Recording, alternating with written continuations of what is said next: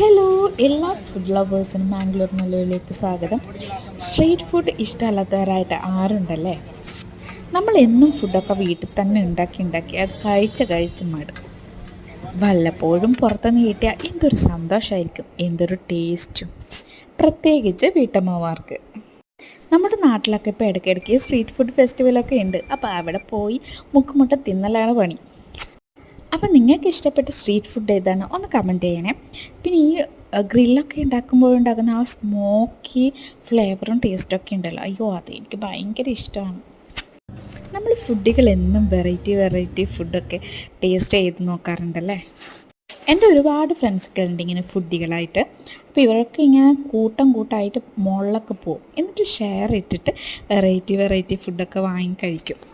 ഫ്രണ്ട്സൊക്കെയുള്ള കൂടെ പോയിട്ട് കഴിക്കുന്നത് ഒരു രസമുള്ള പരിപാടി തന്നെയാണ് കേട്ടോ. അപ്പോൾ ഈ വീഡിയോ ഇഷ്ടമായാൽ സബ്സ്ക്രൈബ് ചെയ്യാൻ മറക്കല്ല.